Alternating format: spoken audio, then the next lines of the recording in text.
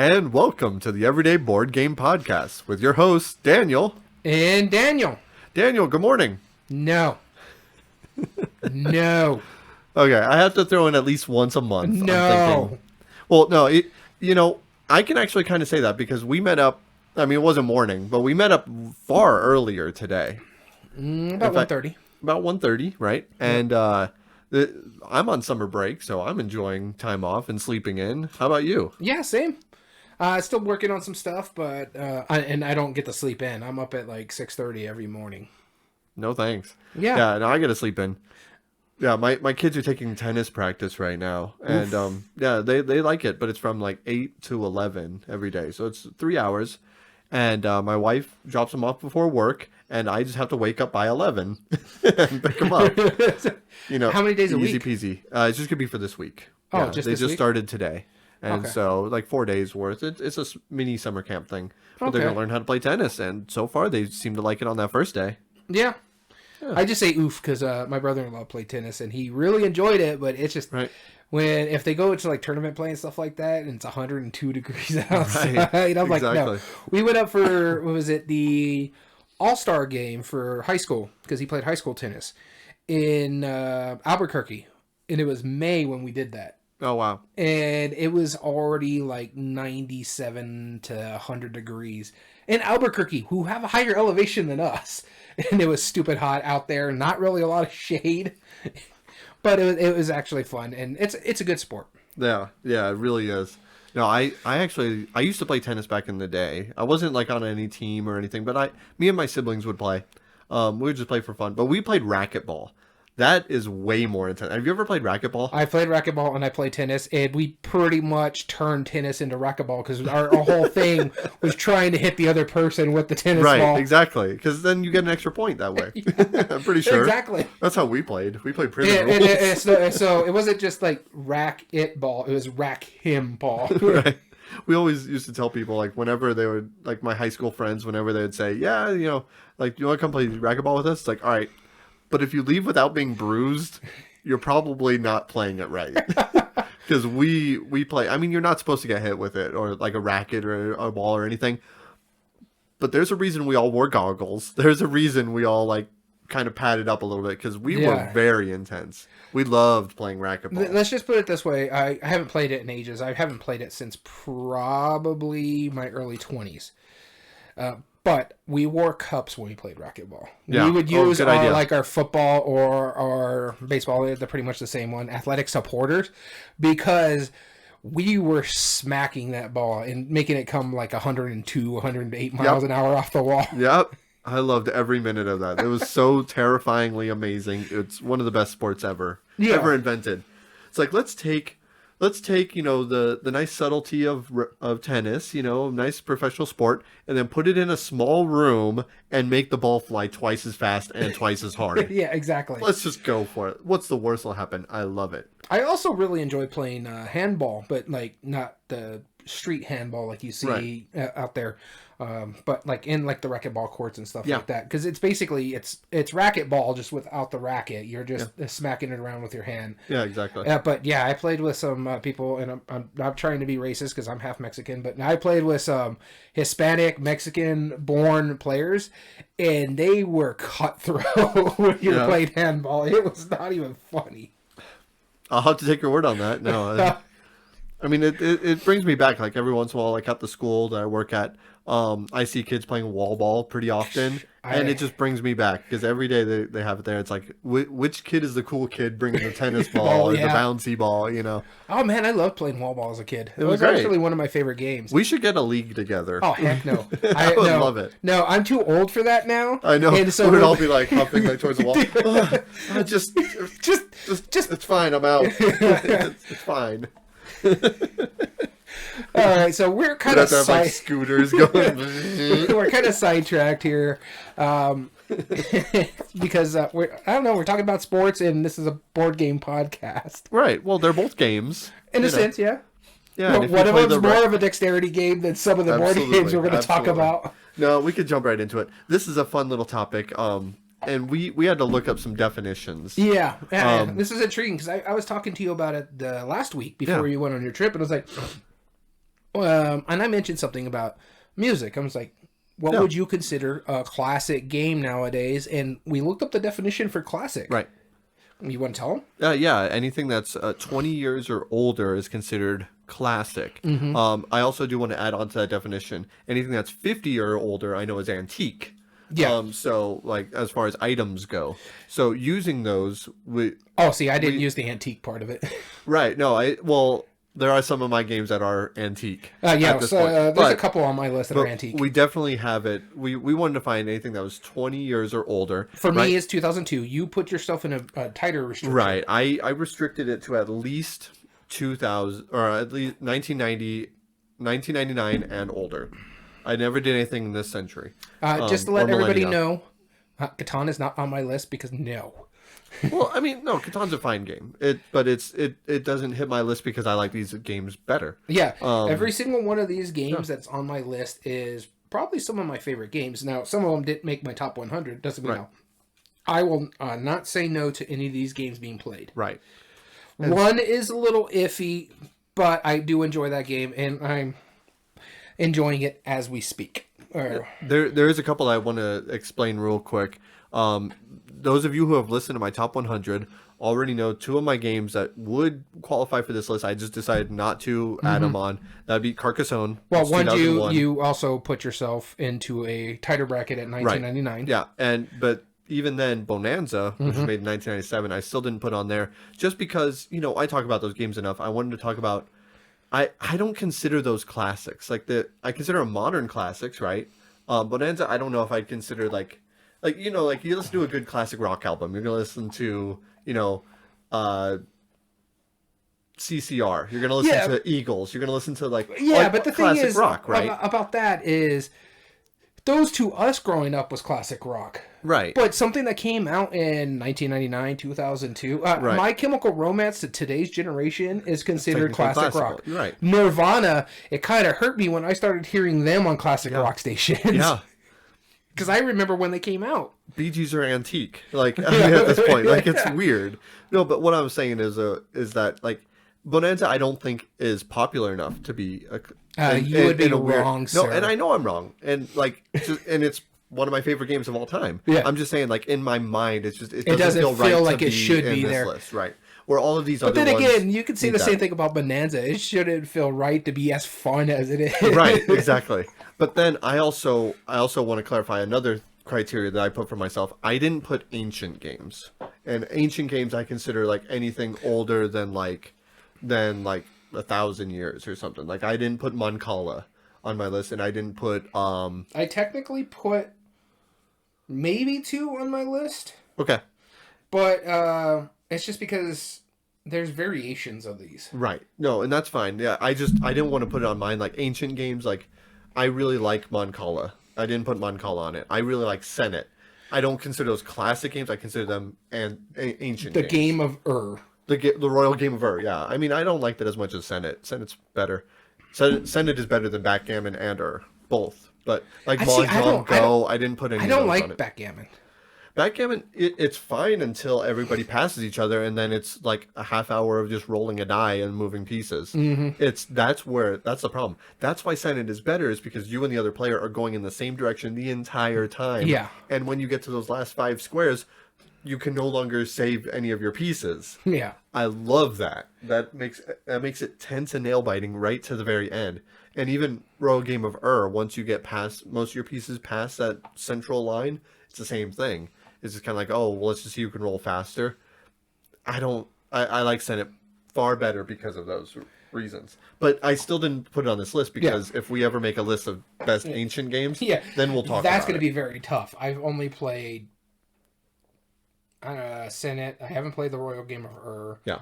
I played Backgammon. I played Mancala-ish. I don't know if I played the exact rules. I played chess. Mm-hmm. Which is hilarious because it made me think of when we were making this list, and I was thinking about putting chess on here because I do enjoy chess. Sure. But then I was thinking about where the chess that we know today is a homebrew of the original game of chess, and I just couldn't help think of that because it was who is it? Shut Up and Sit Down. When he did a history of gaming when he was talking about it, and it just makes me giggle every time I think of chess now. Right. No, it's. Yeah, well, we're all playing it technically wrong, right? Yeah. Well, no, Mon Cala, so there is a bunch of different versions. Cala, Mon Cala, there's variations that have been passed down. I was telling you Again, I didn't include anything that doesn't have definitive rules. Yeah, I was telling you about a game that I saw on TikTok that actually had me intrigued, and now I got to look it up. Okay. Um, Oh yeah, the Crocodile meets pool. I want to say, like, didn't those multi-board, like, old school things have it, like little nets, and it looked almost like pocket pool? I'm trying to see if I can see. It's like an Afghani game. Is it on a circular board? No, it's on a square board, and so And there's pockets. There's pockets in the corner. 8 pockets. Yeah, right. And so the way you have to shoot, there's like little arrows, so you have to angle the puck. I've seen these. Yeah, And a lot of antique stores have like these multi-game board or tables that you could buy that have like the pockets in the corner that do this. Yeah, and you have to like flick discs using it. Yeah, no, it's super cool. Yeah, no, I was watching it and I was like, I want to try that. It's kind of like this, a Quorum. That's what it's called. Quorum, or Karam. That's what it's called. And so you see like the lines here. This is where you have to line up your shots. And if you're trying to get like something over here into like this pocket, you have to bounce it off this side to bounce it back up to get in this corner pocket if you're shooting from this side. Yeah. And so, yeah, it looked really cool. And I want to actually check this out. It almost looked like an air hockey table. But I see these from time to time at antique stores. If you want me to keep an eye out for you, I will gladly do let me know. Because I just want to try it, but it's an interesting game. I don't do well at these kind of games, but it just looked intriguing. But yeah, so talking about ancient games, I thought I'd drop the oldest game on my list is about 300 years old, but it does have very definitive rules. Like that was my big thing, is like, was rules changed because of passing down through generation? No, this was like, this is the rules. Now it uses something that is way older than 300 years old as one of its main components, but then it's a game defined using those components, if that makes sense. I get what you're saying. I do have, those were my boundaries. I got 2 older games. I know one of them is an older game because it's basically undefined on Board Game Geek. Okay. That'll be old. And then the other one is older, but there's just like different variations. I actually own a copy of this, and I do like playing it from time to time, but we'll get to it when we get to it. But yeah, they're older because I think the one I'm talking about, like a version of it, is basically back in like 600 AD. Oh, okay. Wow. All right. It's gone through many things, but I have like the defined rules for this game. Sure. So I'm going off of what it's called now, but it had many names. Cool. That works for me. All right. Well, but before we do that, though, Daniel, we've been playing games lately. At least I have. Yeah. you more so than myself. I've been on trips and preparing for the end of the year. Yeah. What have you been playing lately? All right, so I'll go ahead and start this one. There's 4 games I want to talk about that I've been playing. When you were on that trip, it was just our other mutual friend from TikTok, Gamehead Geek. He was also on a trip, so our mutual friend Dom was the only person that came over for game night. Yep. And we played... not a mess of games, but we did get like Marvel Champions and Marvel United, but we're going to talk about those at another time. Well, one of them anyways. Yeah, not during this classic games list. But the one I did get off my shelf of shame is a Prospero Hall game that I've been wanting to play. And it's because it's based off a 70s movie that I truly enjoy. And it's called The Warriors Come Out to Play. And I have to say, I really, really dug this one. It's not a great game, but it's not a perfect game, but I like because it did feel like the Warriors. Basically, you play in 2 phases. You're the Warriors trying to escape and to get to Coney Island from the rest of the gangs out there. Mm-hmm. And so you play in 2 phases where you're trying to move across the board, and you can go as far as you want, but it has to be either in the area you're at or into the next area. So the board is broken down in like 4 or 5 areas. Okay. So you couldn't like leave where you are and go all the way to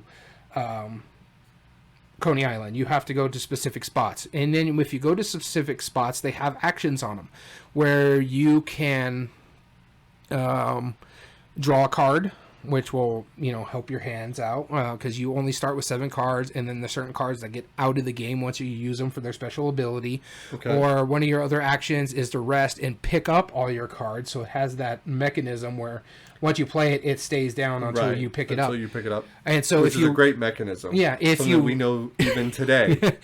If you rest, you have to pull a threat card. Okay. If you go to a section that is just a red line, you have to pull a threat card. But if you go to another section, which is usually some of the better cards have, you have to draw 2 threats. If you get 3 threats, and some of them are like Coast is clear, so you don't have to worry about them, you just discard them. But if you have 3 threats, then you get the third threat, you have to get the bad thing that it does, and then it starts a fight, which is one of the next phase. So your first phase is basically just going down the board, trying to collect cards and or weapons. You can only ever hold 2 weapons. You can decide which weapon you want to keep and if you drew a third weapon. Mm-hmm. The only one that happens is when you use a weapon, you can only use it once per fight per se. Yeah. But if you use a Molotov cocktail, it's out of the game. Makes sense. It's because it's a wild weapon. Yeah. And so it makes a lot of sense. That's just the first phase. The second phase is you're fighting. You start the game in a fight and you end the game in a fight. So what happens is when you're going across the section, someone will trigger a fight. Either your third threat will trigger a fight, or you go to a spot on the board that triggers a fight. You cannot go past it. You have to stop there. Once that section is cleared out, no one can ever stop on that spot. It's not a free space. Makes sense. You do have a free space on the board where you don't pull threat cards, but they're few and far between. And so when you get into the fight, you're playing your cards. You play as many cards as you want to allow you to roll certain dice to fight like the Pixies or the Baseball Furies and stuff like that. And so what happens is if you're higher than them in the reputation, you only have to cover 3 spots. So you're getting dice to roll that have to hit certain spots, or you use a weapon to cover a certain spot. And that could be your action, but you have to cover something. If you're unable to, or the dice rolls don't work for you, then you're knocked out of the fight, and then the rest of the team has to finish the fight, and you're done. Cool. You either win or lose the fight, and depending on losing the fight, you go down in reputation. If you win the fight, if they're below you, they just move down to the bottom track and move the other ones that are below you up. But if you fight someone who has a higher reputation than you, they make you cover 4 spots instead of 3. Okay. And if you beat them, they drop all the way down, allowing you to move up. And there's a point where you can actually be the best gang on the top, so you only have to worry about covering 3 spots as you go. And you keep doing this as you're going through the game until all players who are playing the Warriors get to a certain spot, Coney Island. Then you battle one last time. And there's I think you have to cover 4 or 6 spots. I can't remember exactly what it is. Mm-hmm. But you basically just do one big battle. Playing your cards out. Your weapons, certain abilities play out too. So there's one card that if you have brass knuckles, it gives you 2 dice to roll if you play it. But you're using your weapon. So you can't use your brass knuckles for a weapon spot. Makes sense. So you have to play it all smartly. And what's cool about this game, and I haven't mentioned this part of it yet, is that when you get your deck, you get your player character. You get 4 cards of your player and 3 basic cards. And then you discard them basically for the dice in the corner or their special ability. However, the player characters who are not being used get shuffled in with the rest of the generic cards. Gotcha. And they become the draw pile. So you can get, if I'm playing Snow, I can get someone else in my draw pile, and he's basically assisting me as we do these fights. That's cool. So that's a neat way to solve that problem. Yeah, so it still allows you to have all these player characters in there. You're just playing 2 of them. And so I thought it was really cool. I'm glad I own it. It's probably going to stay in my collection. I had a really good time playing it, and it helped me get it off my shelf of shame. So that is the Warriors. Come out and play. Very cool. Good choice. So the first game I wanted to talk about that I've been playing, I actually played last night. And viewers who are watching this live or watching this back on video, I apologize for being on my phone. I just realized that I didn't log the play from yesterday, so I logged in and now because I wanted to talk about it. Yeah. And that's Kids Chronicles. Quest for the Moonstone. That's the Chronicles of Crime kid version, That's right? the kids' version of Chronicles of Crime. Nice. It's a fantasy version, double-sided board. Mm-hmm. Great components, a couple small decks of cards, and you use the app. Okay. And it's I think the whole thing is a $25 MSRP. It's the really inexpensive. the Unlock series is the one that's app independent for the kids. Yes, I think so. It's just because I remember one of them at Gamma, they were saying it's app independent. I wasn't sure if it was this one It did or not need an app, and I think it's unlocked. This one does definitely need an app because you will be, scanning QR codes. You will be talking to people. It does evolve the story as you are able to ask new characters about different items you found or have heard about. And so we played mission number 3 of this, including a tutorial mission. So this was the third actual mission. Basically, each of the missions you're trying to get a moonstone or like one of these moonstone things that are different elements. And once you get all 4, then you do the final mission. And me and my kids, my son loves this game. He absolutely loves it. He's a little bit of a hog on the phone because he uses it to scan, and he'll be like, "Oh, well, what if we do this and then this?" And he'll forget that I'm there, even though it's my phone that he's using. And so it's kind of funny. It's not his battery that's dying. Right, exactly. So and we've had to move a charger out there from time to time and charge the phone. So yeah, but no, overall, we were making dinner while we were playing it. And so we invited my wife to play. It's like, do you want to just come play this with us? You don't have to. Or you can just sit and hang out with us while we play it. Yeah. She said, sure. And so we got her involved. It's like, yeah, who do you think we should talk to? Go ahead and scan it. Like, do the AR thing where you're looking around and all that stuff. And she was like, yeah, this is a pretty cute little game. And she liked it. My daughter, she's about 50-50, but my son does genuinely really like it a lot. I think it's a good game for kids. It's not meaty enough for me, but I also have Chronicles of Crime for that same reason. Because that one is a little headier, a little more puzzles to solve. And this one is less puzzles. Like there was even one part where I was listening to my daughter talk to this one character, and I was like, "Oh, do this to him. That'll get us right past what we need to do." And they're like, "Huh?" I'm like, "Just trust me, try it." And they scanned it. It's like, sure enough, that was exactly how it was. And I was in there stirring the spaghetti, in the other room, so it wasn't that exciting. But no, like it's a great kids game. I highly recommend it. The only thing is, after those 5 missions are done, they're going to be done. Mm-hmm. So there's probably more they could do with it, but I haven't seen anything else planned for it at the moment. I hope they do. I think that'd be great. But currently, right now, it's only the 5 missions that came in the base game. Yeah, I think they will. It's a game that they support. Chronicles of Crime, anyways. Yeah. I was just thinking about it as you were talking about it. I just realized Chronicles of Crime really gives me that itch that Time Stories used to give me. And it just because, the investigation, the talking, with the QR code scanning, it's basically just looking at the card and explaining what's going on to everybody else.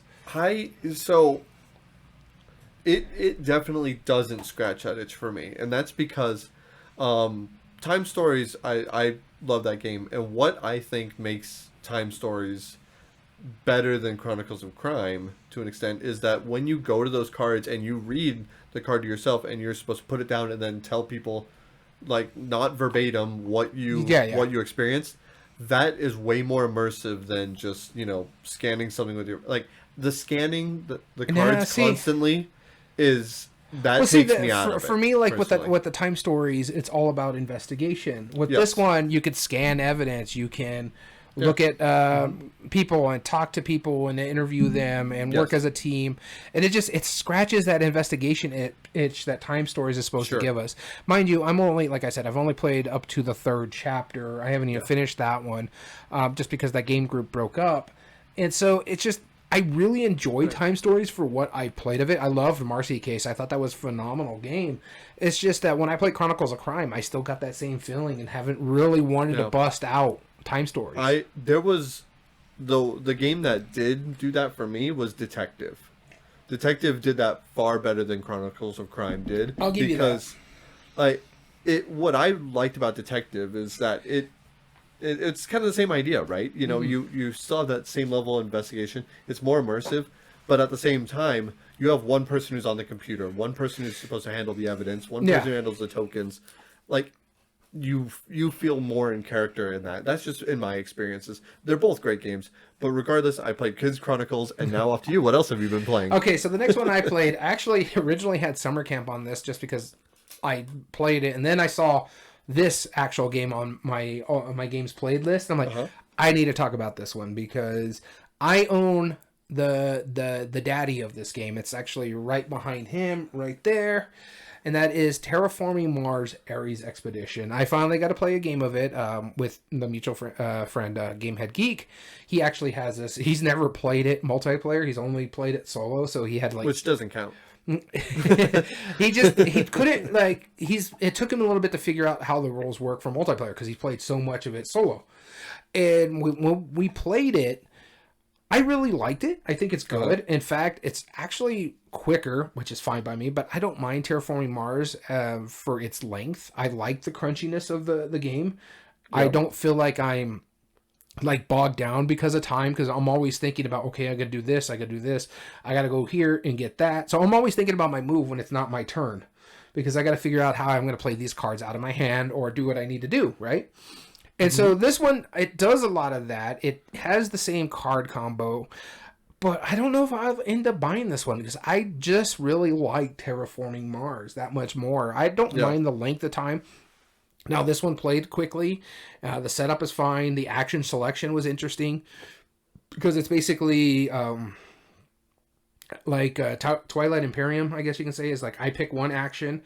Right. And we just basically, it's simultaneous play. So if I take this action, you take this action. If it's the same action, we both get the bonus of it, but then those cards are down. So it's another one that they go down or you pick them up. Well, in a sense, this one happens is like if you play a card down, you're not able to play it again. And the next card you play goes over the top of it. And then you play that action. You get, if you're the one that played it, you get the bonus of it. But they also get to do that action as well. So if it's like production or building or something like that, they also get the build. They just don't get the bonus that you do. Like, so if I play building, I get a discount. However, once that's done, I take up the card that I've previously played back up. Now I can't take the other one down until I make my next selection. Right. And so they just cycle in and out of your hand.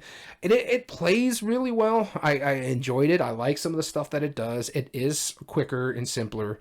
But yeah, I don't know if it'll ever replace Terraforming Mars for me, because you still have the same basic goals in it, that you need to get the oxygen all the way up. You need to get the heat all the way up. You need to get all the oceans out to trigger the end game. So yeah, it's longer in Terraforming Mars, but it's not completely short. I bet you I can get a game of this 2 players probably in an hour, but the rest of the time it's still going to be a little bit longer for as simple as it is. That makes sense. No, I still want to try this one because I did like Terraforming Mars for what it was, but I feel like this is going to clean it up for me. Now, the thing about Terraforming Mars, though, there's another game that's already replaced it for me, that if I had to choose between that one and the other game, that, and you know which one I'm talking about, I'm going to pick the other one, and that's Ark Nova. I was about to say, people in the comments, take your guesses below. It's Ark Nova. I really dug that game. I like the theme of building a zoo and conservation more than terraforming Mars to make it habitable for people. But all in all, I enjoyed it. But I don't know if I need to own it. Right, that makes sense. So the next game I wanted to talk about, I know I gave you kind of a jab of like the solo gamers, like, well, if you're just playing a game by yourself, it doesn't really count. Yeah. And I'm about to eat my own words because I played a game that's an app version of a solo game only. Okay. And so, and it's not on IREM, which is, you know, I figured it wasn't going to be on IREM because we've talked that one to ad nauseam. Absolutely. But I found that a new one, I just decided to search online for board games, for apps and stuff on the Play Store. And I found that they finally made an app version of this game, which I had been interested in a while when I first started getting into solo gaming. Mm-hmm. And I found out that since there's a solo version of it, I was like, all right, or an app version, I'll download it, give it a try. Deep Space D6. Okay, I've heard about this one, yeah. Yes. The idea is this is the one that they have like the box covers that look like the Choose Your Own Adventure game. That's the one. Mm-hmm. And it was originally a print and play only, I think. And then they since made like a version of it. It came out in 2015. It's a while old. But they made an app for it. My goodness, this game is kind of random. It's really tough, but it's really fun. And it actually makes a lot of sense. You have 6 custom dice that you're going to be using, right? Mm-hmm. If you roll them and you roll scanners, those are bad. Scanners, if you get 3 of those, then, you know, some of your dice will have to go to the infirmary and you draw another thread and just different things like this. but every other symbol manipulates things in different ways. Like you have an engineering symbol that lets you repair the hull, or you might need to send it to certain missions to complete those. Okay. You have another one that will let you raise your shields. I think it's the science one, which a lot of missions need that as well. Or you can actually disable certain things. I think also engineering, there's medical, which will let you return all your dice from the infirmary. Yeah. Like that are removed from there. You have to use a medical die to do that. And then there is like an attack one, which certain missions you need to attack at a certain number of times.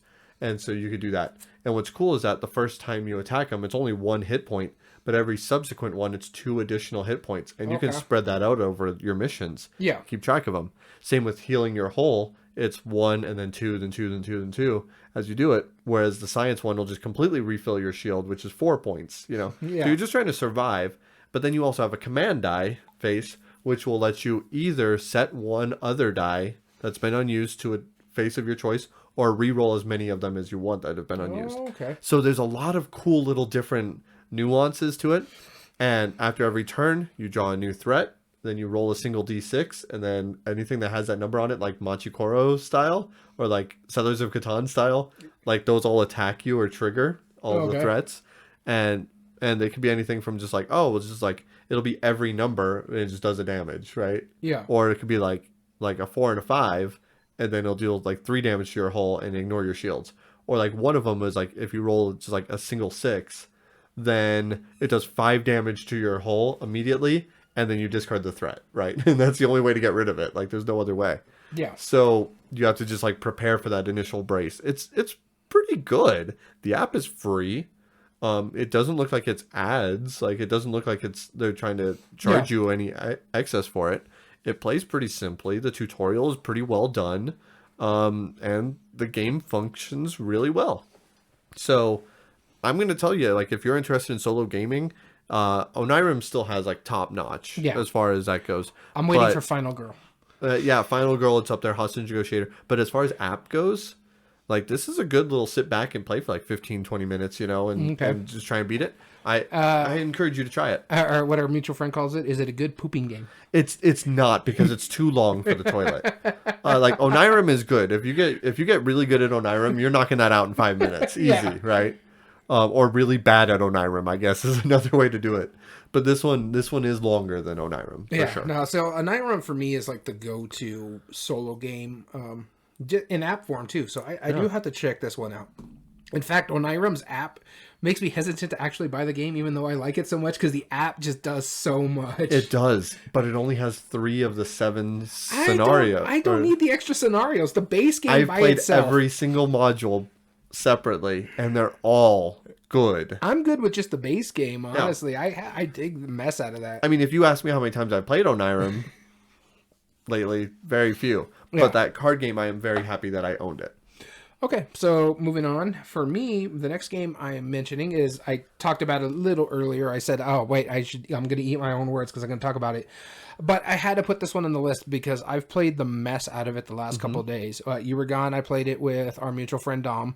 I've played other aspects of it. In fact, you're seeing some of it missing over here. That's XMen Marvel United. I know, your shelf looks so clean right now. Yeah, it's just because I was going to play some solo of it today until you like, hey, let's play some games. And like, we're not talking about any of those games because we want to digest them and get like our thoughts on it.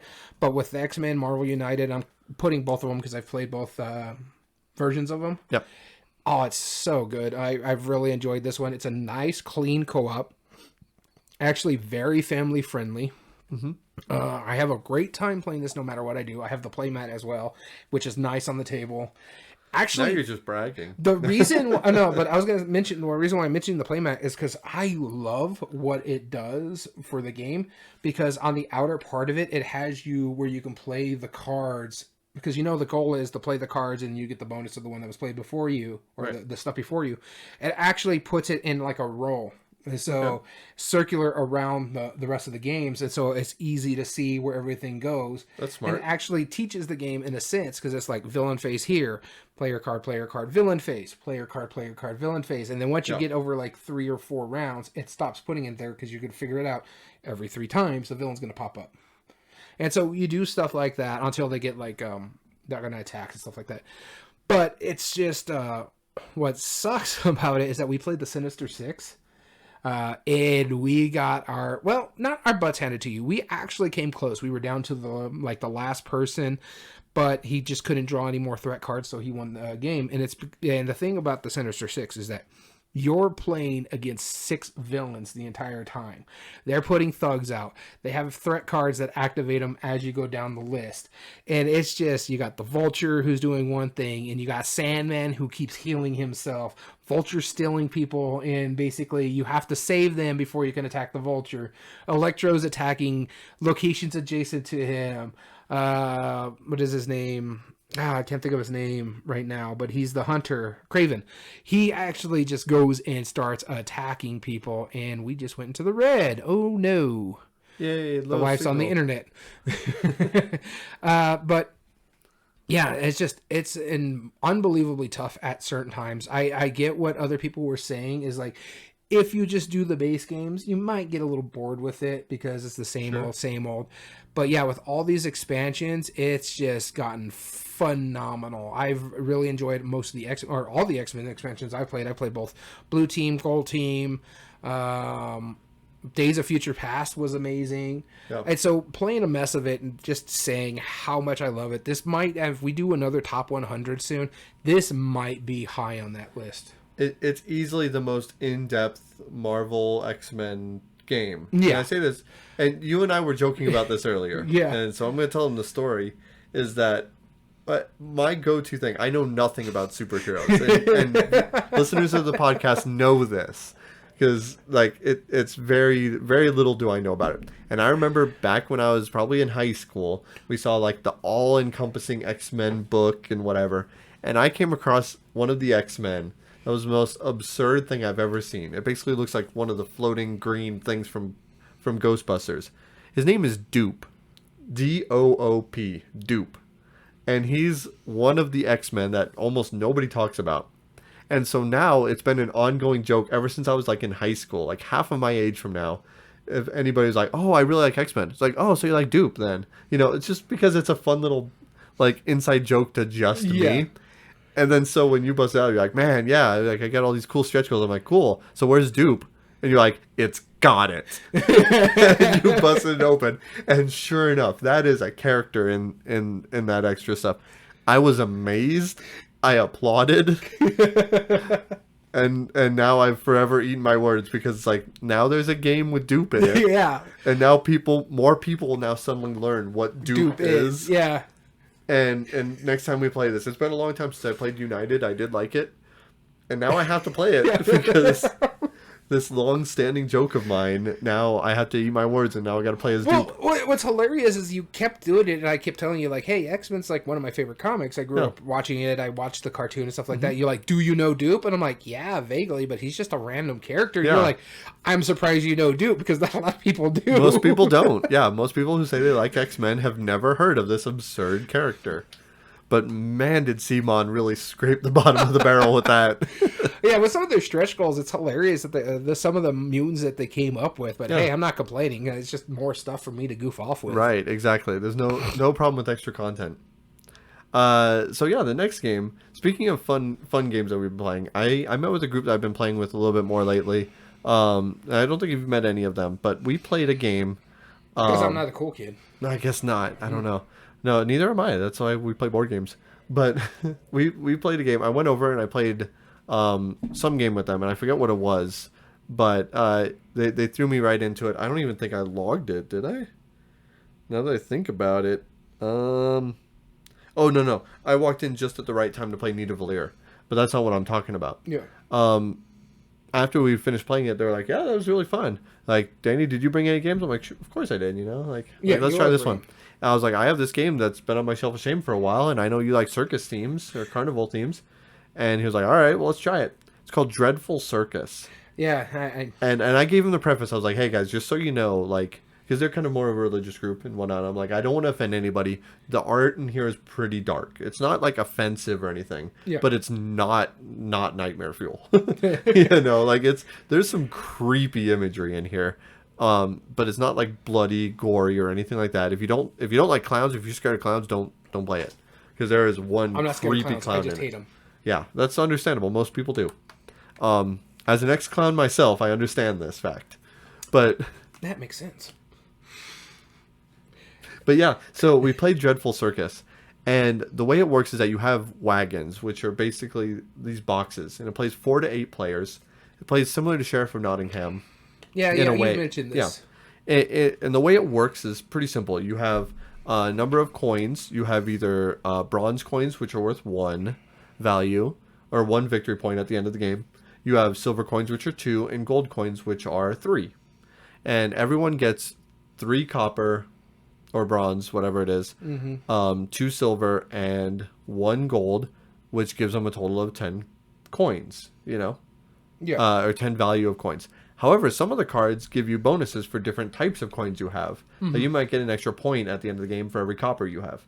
Or you might get an extra point for every gold you have. Or 2 extra points for every 2 silver, or whatever, Yeah. There's different ways to get extra points with it. But then there's also contract tokens, which is 5 different cities. There's like Prague, Paris, London, different places from around the world. And those, whoever has the most of those at the end of the game, will get bonus points as well. Okay. And also, anybody who has a set of 4 of them will get points as well, even though there's 5 different ones. There's a lot of cool different ways to score little points. But using your coins and your contracts, that's what you're going to be using to essentially bid on other people's offers. Now, the other guys who I played with, they never really played games like Sheriff of Nottingham before, and so they didn't really know what to think about going into it. They're kind of like, okay, whatever. And the number of players that we played with, 5 players, there was 2 people selling at a time. So anybody who wasn't a seller always bid on one of the 2 options, and only one of the 2 options. Yeah. We're all doing it at the same time. And of course, the 2 sellers would bid on each other's. Yeah, I think in 4 players, you only do like 1 seller, and they don't bid on anything, obviously, because there's only 1 seller. So what's cool about it is you put out your wagons, you load it up with whatever tokens you want, and you set it down to them. And unlike Sheriff of Nottingham, you know how Sheriff of Nottingham, you're like, oh, I'm just trying to score this for myself. Yeah. And the sheriff can choose to either risk penalty or not. No, you're trying to get them to, or you're trying to convince them to accept your offer, sight unseen, to give the card that they put out for you. So you could, as a seller, you could put out cards that you see other people going for. You'd be like, Daniel, I know that you kind of want this other orange card here, because the more you have, the more it's collectively worth. It's like a set bonus thing. Yeah. So I'm kind of putting this out for you, just so you know. Like, and you can really kind of ham it up like this. And after a while, like they weren't sure like how to do that. And the way it works is that the person who's selling it, they open up, or they hold up one of the wagons.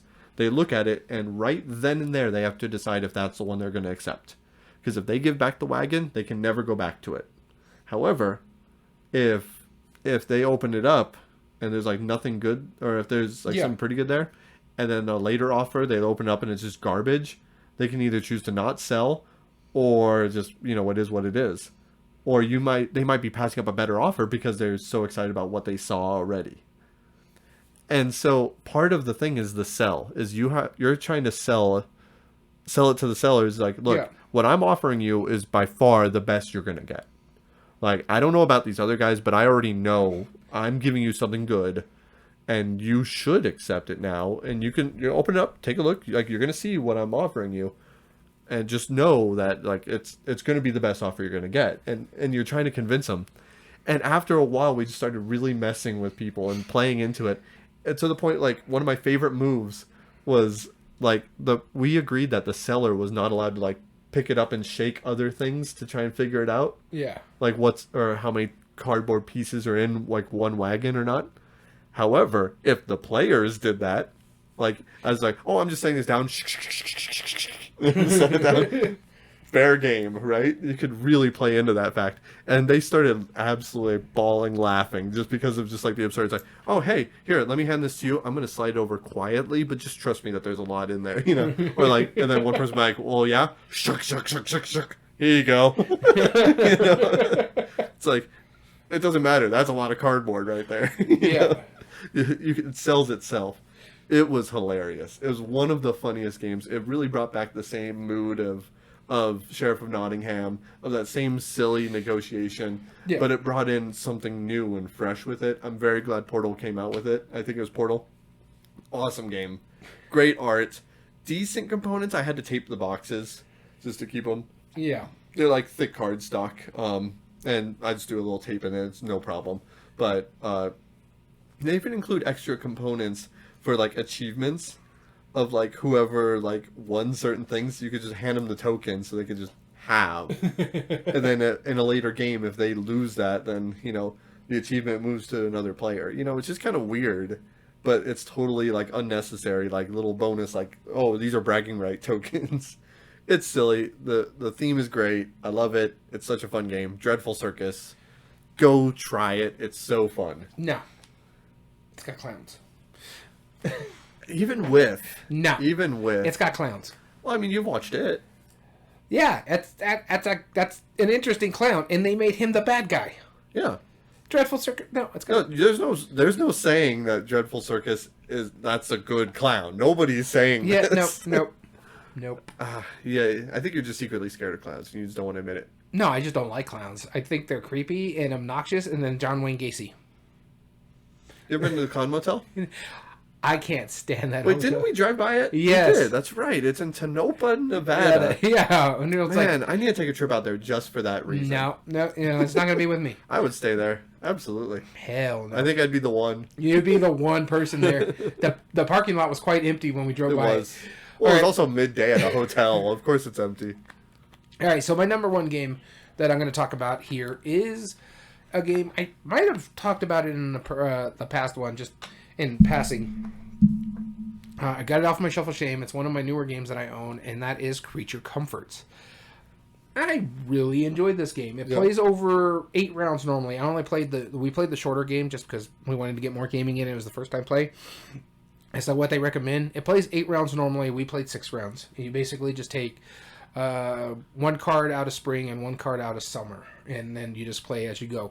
And so it's a worker placement-ish with dice. And what's interesting about it, and what I really liked about it, is you only know what your color dice are. So when you're putting your workers out, you are kind of knowing where you're going to go because you need resources or you need this to build these cards, and you're trying to be the most comfortable when winter comes around. That's why it's called Creature Comforts. And so the only thing is you're going to be able to use 6 dice to help your workers while they're out and about. But you only know 2 of them. Your family die. So if I'm playing the yellow character, I roll my 2 yellow die. Then I put my workers out, and whoever's first player, once all workers are out there and we're fine with where the workers are, they roll the 4 white dice for everybody to use that turn, and you got to make sure you're not flipping them and stuff like that. There are ways to manipulate it by adding or subtracting tokens. But what happens is then you're going to get those 6 dice, and you have, I think it's like 3 or 4 workers. I can't remember exactly how many, but you're paying those dice for your spot. So one needs a 2 and a 4, or it needs 2 dice, but they got to be even numbers, or they can't be equal, or they got to be the same number. It just depends.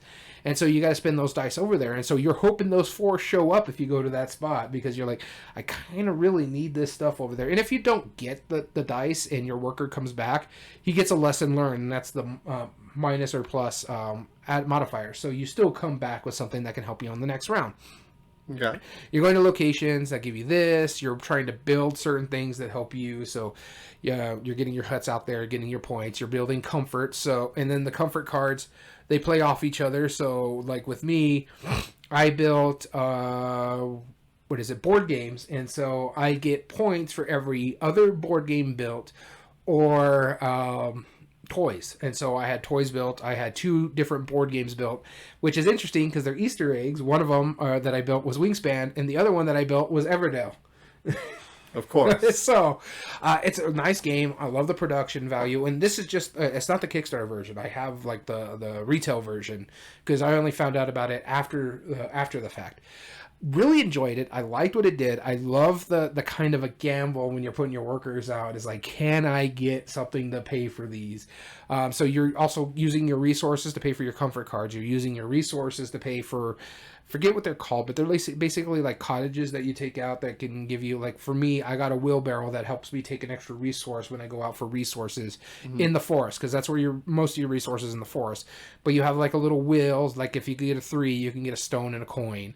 Or you can get certain sections that one of those cottages you can build above the board, and if a player goes there, they can, and you have to use your specific family dice to use that. If they go there, since I own it, I get a resource. So one of my friends had it, and so every time someone went there using one of their family die, don't have to send a workers, just use your family die. They would get 2 apples, but you would also get an apple because they used it. Now, if you went there, you wouldn't get the extra apple. Makes sense. But yeah, it played really well. It was actually kind of close game. Everybody really enjoyed it, and I want to get it to the table and play a full game of this now. But yeah, my number 1 is Creature Comforts. Very cool. The last one I wanted to talk about was a game I played a couple weeks ago. I don't own this game. It was actually belonged to a friend of mine who moved to El Paso. And I went and spent some time hanging out with him, and we had some time to play games. And this game has the most absurdly large box I've ever seen for any board game. So much that it's a double layered box, kind of like how you normally see. But the inside box is sideways. And that's because you lift off the lid and then you pull out trays from the side. And this is called Foundations of Rome. Oh, yeah. The pieces are very pretty. That is a massive box. It is huge. It is absolutely obscene. I mean, I thought that game, Dark Tower was, Tower? yeah, No. or the Dune Imperium box, or Nope. the freaking Gloomhaven Those box. are tiny. They're super tiny. This Foundations of Rome is absolutely just over the top, really, really big. It really doesn't need to be that. I hope they make a micro version of it. I think that'd be great, and put it in a normal retail box. That'd be super awesome, right? Yeah. But Foundations of Rome, the idea of it is that you are trying to build different buildings in the city of Rome. You have a grid, and these cards, which will be anything from A6 to G4, whatever. Yeah. The coordinates come out as cards, and you are going to be bidding on them. Or you could take turns taking income, which you take, I think, 5 income plus whatever coins you have from your buildings. Yeah. Well, you only have 3 types of buildings. You have population buildings. You have income buildings. Population buildings will get you points in between each of the 3 rounds. Okay. Based on your population, because that's how they come out. Your income buildings will earn you money every time you take income. Mm-hmm. And the other buildings are simply worth points at the end of the game based on what they're adjacent to. So I can put out ones that score 2 points, or 1 point for every 2 population that it's adjacent to total, or 3 points for every other of these bonus buildings that it's adjacent to. And that counts for any player, meaning that if you built a 6 or an 8 population building, I could totally put my scoring building next to yours and get points because it's next to population. Yeah. It's a smart game. You have to have certain buildings. Isn't this Emerson Matsuchi? Yes. Well, that makes sense. It is. Right. So it's really clean. It has some of the same satisfying parts of it as say Acquire, for example. Especially with Don't the playing the compare to tiles. that. Well, no, Acquire is a great game. It's not on my list. It was on my short list for this list that we're going to be talking about later. But this cleans up that idea. So I think it's a great game. Did I just make you? Yeah, give you I'm an taking idea? my number 8 off. Oh, okay, cool. You're putting Acquire. Got it. Nope. I'm just kidding. No, I think it's a smart game. It doesn't replace Acquire for me, but it definitely has the same feeling. And if this is what's going to get people into the gaming, 100%, I'm in. But it was a fun game. If you like his other stuff, like Century Spice Road or Reef or other smart games that he's kind of created, or his very simple idea comboing off of each other, this is up there. Spectre Ops is one of the better hidden movement games. So the one versus mini, but it's hidden movement.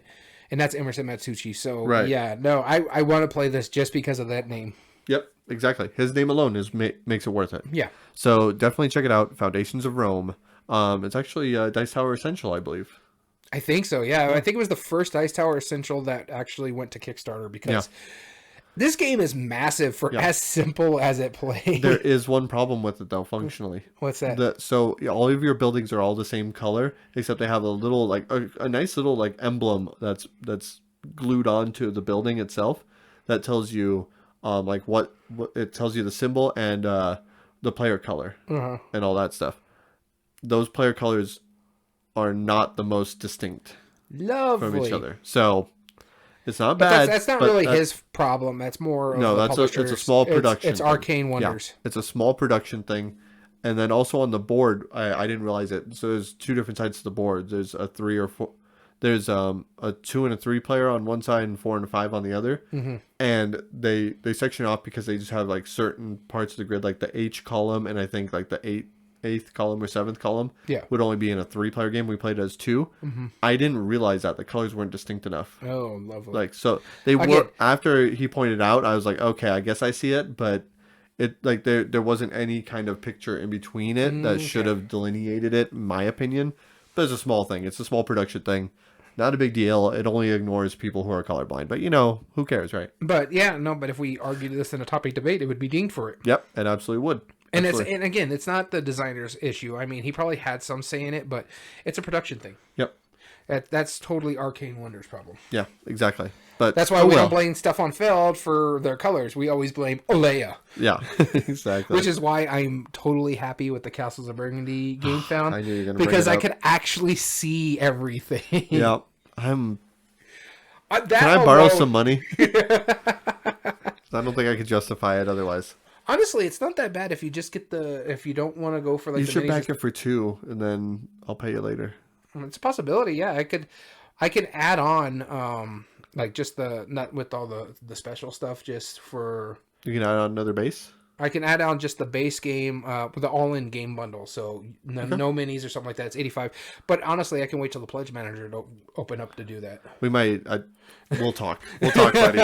Good old buddy, old pal. Let me tell you. We'll talk. No, that's fun. But let's talk about our topic today. I briefly talked about it in our mentions right there. Yeah. We were talking about classic games. And as we talked at the top of the episode, these are games that are 20 years or older. Mine's 22 years or older. Yeah. But same idea. We posted this on the Board Game Revolution group on Facebook. As always, each of our weekly episodes we post on there. Or try to, assuming we don't forget. So that way we can add on to the discussion, hear what people think about it, and we'd like to hear your thoughts. So let's go into this. Let's see who's going to be starting reading. I just want to put the question I asked is, most music becomes classic after roughly 20 years. So if by following those standards, which game or games are your favorite classic game? And I'll reiterate 2002 and before, because that's 20 years from before here. Right. So I'll be starting us off. Let's talk about the comments. Kevin said, geez, when you put it that way, they seem so old. Carcassonne apparently released at the time, so that would be a top pick for me. That can't be right, can it? Yeah, I know. It can, Kevin, and that's why it went through my mind. Yeah, the reason why I like doing something like this is because we're old. I'm pushing 40. You're not that far behind. Thanks. I this year, I'll be 38 in August, so I'll be about 2 years to 40. So it made me think about it, and I was watching something, and people were talking about, or I was watching a TikTok, and they were talking about these classic this classic music. It was like a younger person, and they were playing like Nirvana, and it's like, I'm like, oh god, that is like 30 years old. I remember when I was on the radio.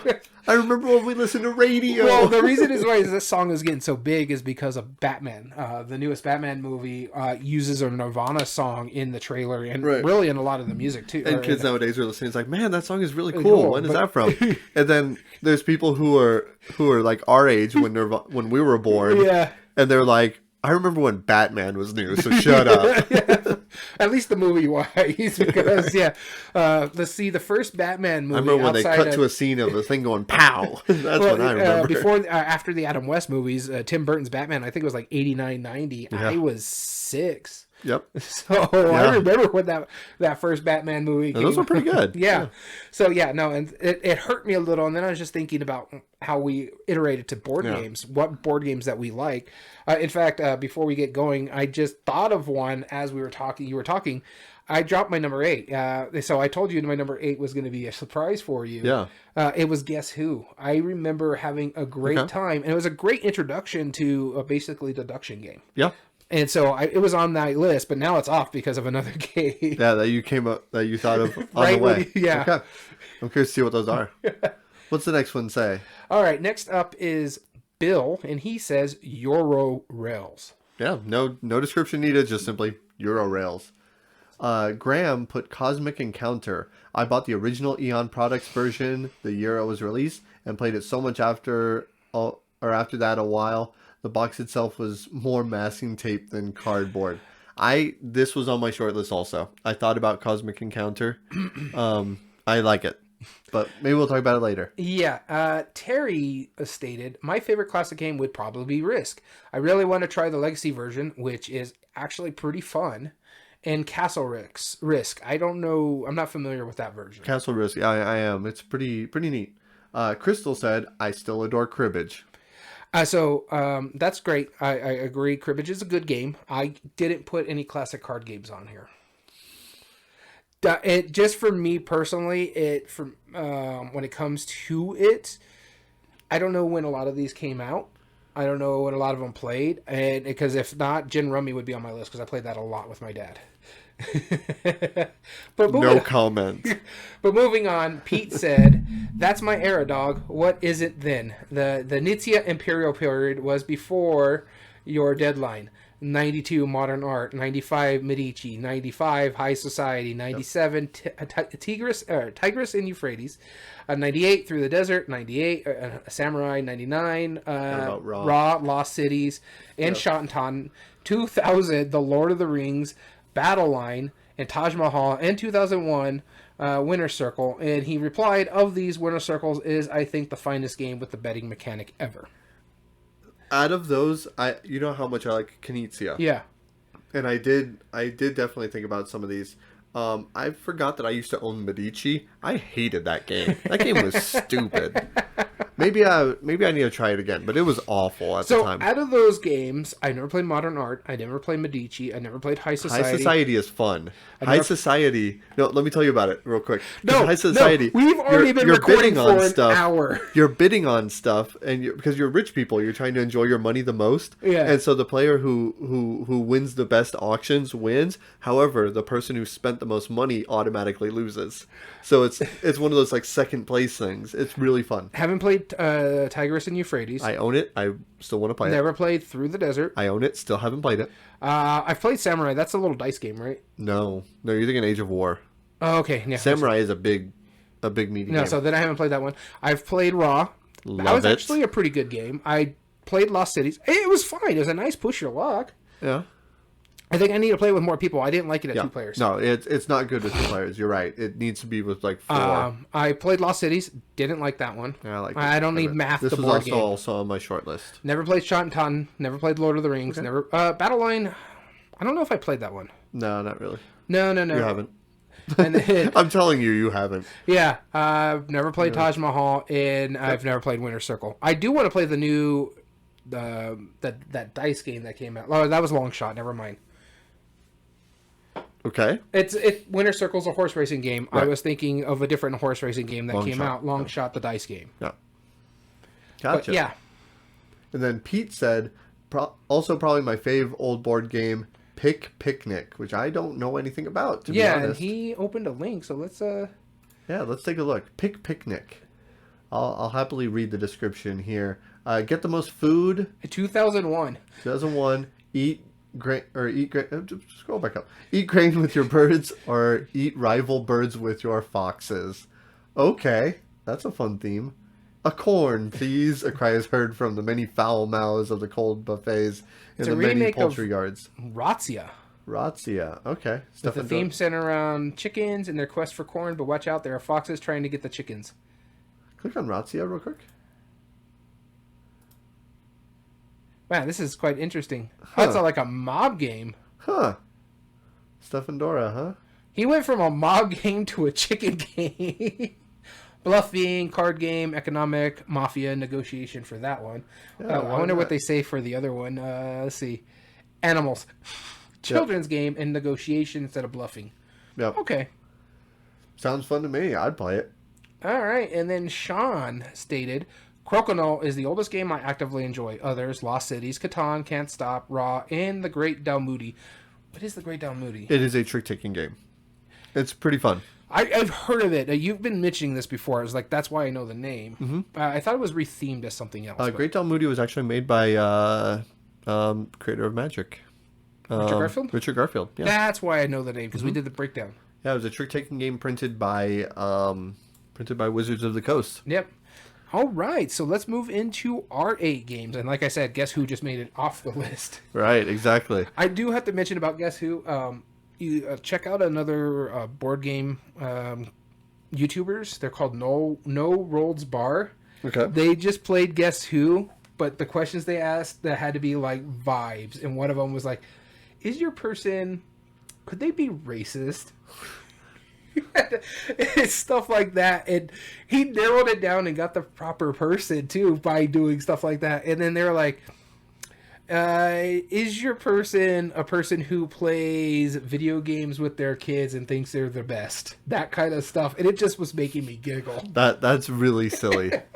That sounds like good fun. Are you ready to start our list? I'm ready to start it. So our top 8 classic games. Daniel, you'll be starting us off. And this is the one that bumped off Guess Who. In fact, if I wanted to, I can remeasure it and move it down here. But I'll just leave it at 8. And it's not saying that it's my 8th or the least favorite of this list. It's just that I didn't think of it before we started this. So I'm just putting it in the spot right here. And that's Can't Stop. When you mentioned Sid Saxon, I was like, I can't believe I didn't think of that game. I love I love Can't Stop. I do. I love pushing my luck, even though it's going to blow up in my face. Yep. It's phenomenal. You're basically trying to be the first person to get 3 of your things at the very top. You're rolling dice. So, like, if you're rolling 7s, you have a better chance of moving. But it's quicker if you get a 2 or a 12, because it's highly unlikely that you're going to roll those, but you're going to be more likely to bust. So you got to be very careful what you're doing. I adore this game. I've loved it ever since you showed it to us at IHOP. Me and my wife. I need to get a version of this game for myself. But yeah, my number 8 is Can't Stop. Very good. Good choice. Actually, so reviewing my list, I realized... so I made reference to a game that was like 300 years old. That was Cribbage. It is not on my list. I took it off because I realized my ruling for this is it has to have a designer to it. I feel like that's the only fair way. If we know who created the game, then that's my criteria. It's not something you have to go by, but that's honestly, why I took don't know Cribbage off the any list. of the designers of the games that are on my list except for the one I just put, Can't Stop, and then my number 2. Well, but they all have designers, right? That like you could go on Board Game Geek and probably find out, right? 2 of them, no. Okay, well then never mind. My number 8 is a Reiner Knizia game. And the reason it jumped up on the list, it probably wouldn't have otherwise, because the original version is pretty decent, but they recently reprinted it in a completely different theme. Oh, I know which one you're talking about. This is the one that has a Golem edition that plays exactly the same. Yes. Just a different box cover. This is Equinox. The original one was Colossal Arena. Yeah. Goodness, Colossal Arena is fun. We played it. A couple of our mutual friends, unfortunately, weren't able to make it that day.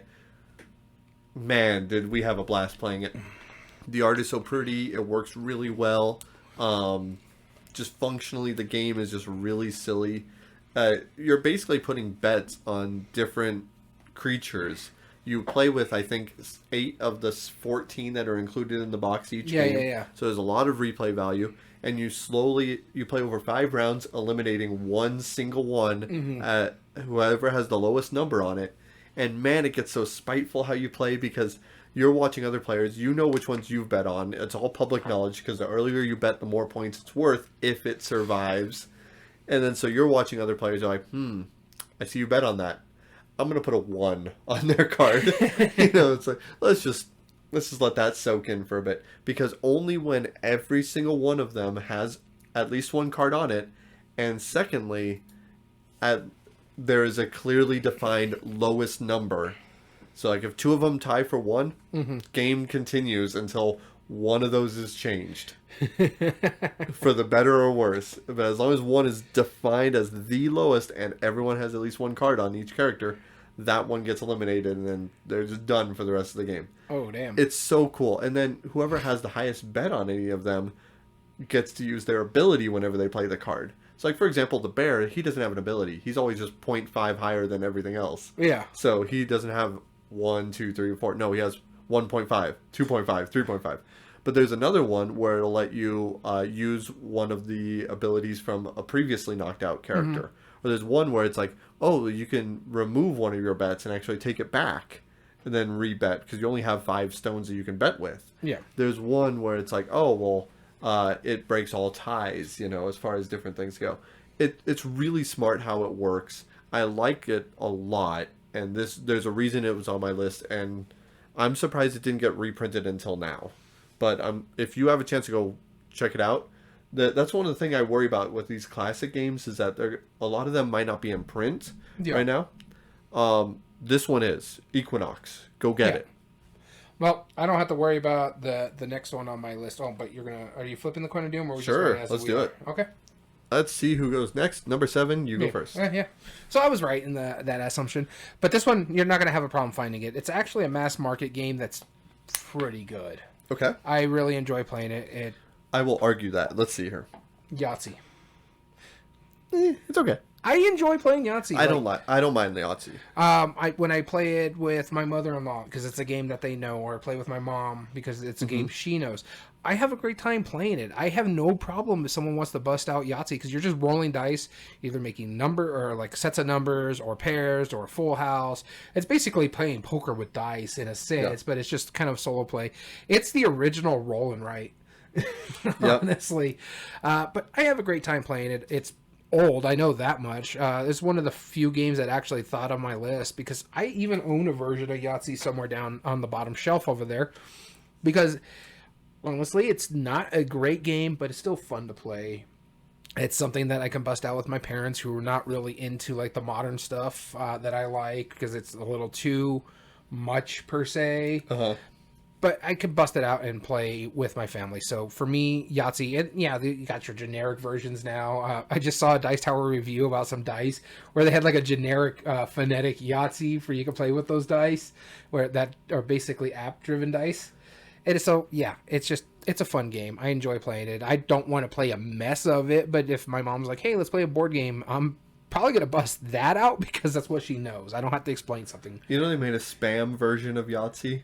I'm not surprised. In a tin, and the dice are this gross pink color. Yeah, sounds about right. They're so bad. They made a freaking ramen Yahtzee. So, Ramen I mean, you could get whatever version you want. It still plays the same. Yeah. Right. I have a really good time. I used to have the Kool-Aid Man version looks really... I might have to buy that. I had a battle version of it. You remember it, of Alien versus Predator. Yep. Yeah. So, it was good. I just got rid of that one because it's just not going to get played because it's basically head-to-head battling each other. Yeah. Whereas, like, regular Yahtzee, it's head-to-head, but it's just not something I have to worry about, like, taking someone's life points or something like that. Right. And so, for me, it's Yahtzee. Cool. My number 7, I just did some reconfiguring of my list just so that way it's a little more on point. My number 7 is actually 2 different games. They are very different, but they're in the same genre of style of games. And that's Balderdash and Time's Up. And just because they're both like just... I didn't think of Time's Up. Yeah, they're great party games. Time's Up was 1999. Yeah. But Balderdash was like from the 80s. If I thought of Time's Up, it would be on this list. Yeah. Yeah, exactly. No, there's so great games. Balderdash, the idea of that is that you're given either like a date, you're given an anagram, or what was it called, where it has just the first letters of everything, an abbreviation. Or you're given like, a word that you don't know, and everyone has to make up a definition or a meaning for it, and they're all trying to sell it. Same with like Time's Up, very different game, but it takes like that old Pictionary categories or like the acting one, and it just combines it to make it just a really great party game that still stands as one of the best party games. Yeah. Balderdash is really easy to find. at thrift stores. If you're gonna get beyond Balderdash because it has extra categories. And then yeah, just have a ball with it. Like I've bought so many versions of it just so I had extra like answer cards. Yeah. And Time's Up's pretty easy. I think Arnar's distributing it Yep. right now. So yeah, you could find Time's Up.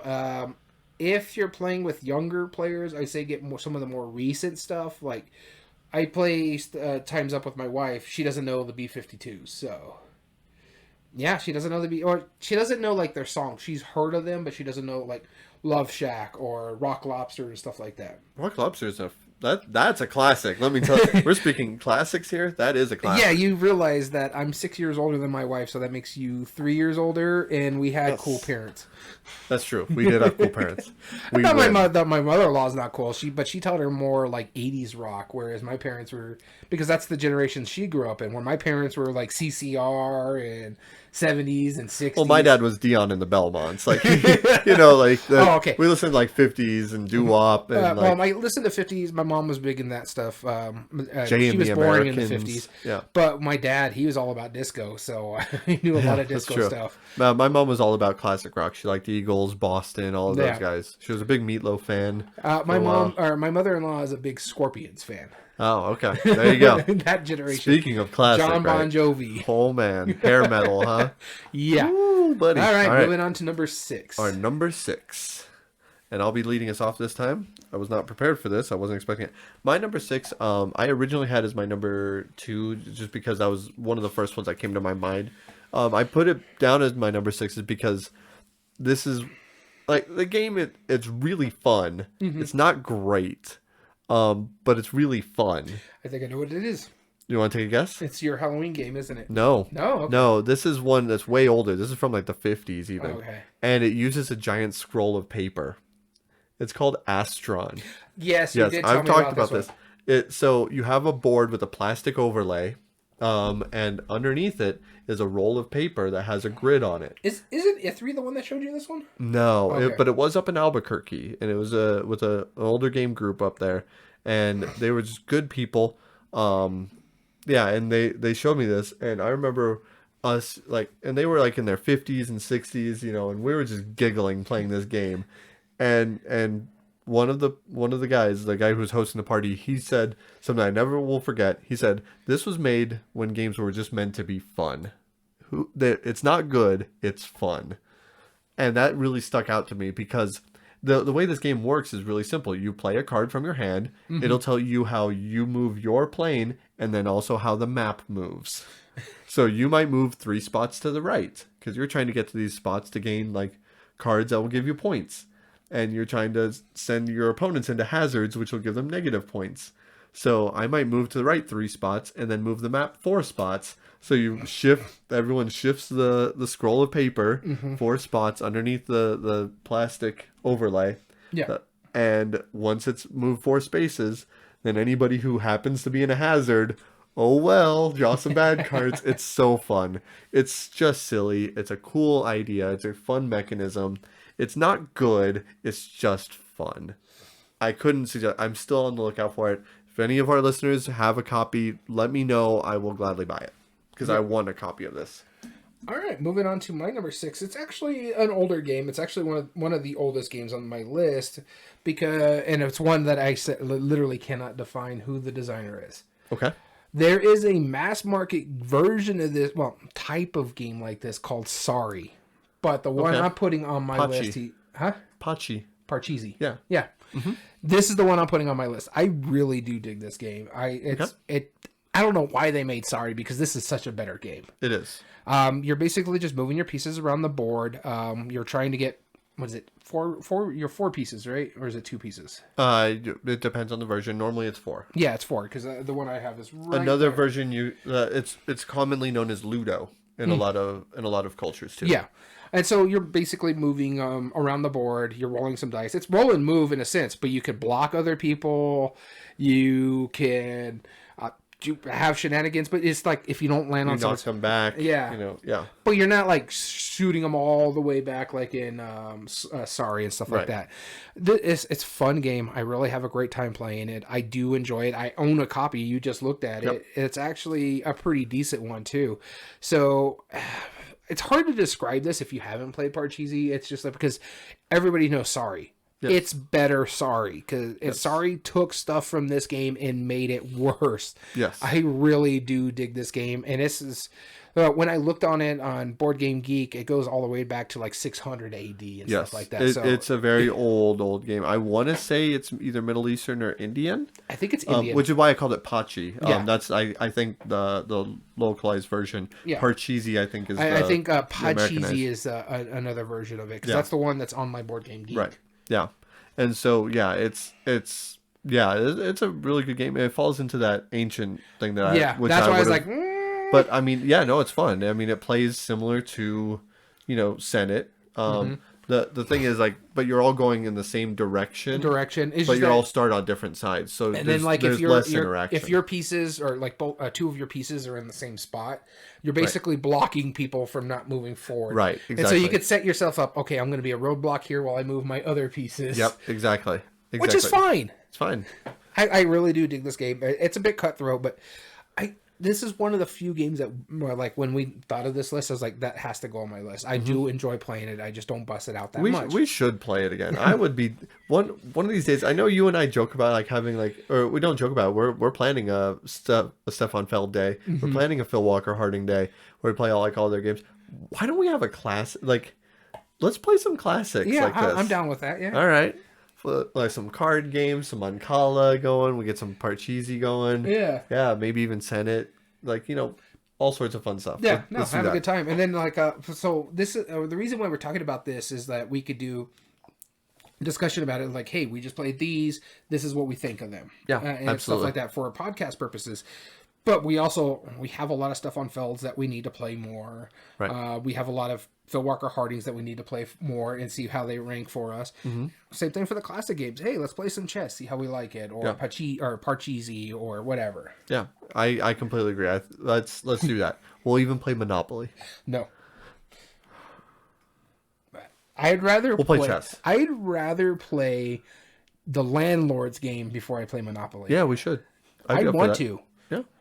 I'm sure we could print a version of it. Anyway, this is beside the point. Number 5. You'll be starting us off. Starting with me, and I was telling him, just like giving him a little spoilers of my list, that he'll be surprised that there is a, what did I call it? The, and I stick at dexterity, but it's, the other ones that abstract strategy game. That's the word I'm looking for. This is my abstract strategy game. It was an abstract strategy game that came out in 2000. Probably one of my favorite abstract strategy games. It's not GIP. GIP is older than that. Nope. It's not even in that line. I didn't think so. It's not in one of the wooden lines, is it? It's a wooden pieces, yeah, but it basically is tic-tac-toe or Connect Four, but with wooden pieces that can cover other wooden pieces. So you're trying to get... Oh, yep. Okay, Goblet. Goblet. Yeah.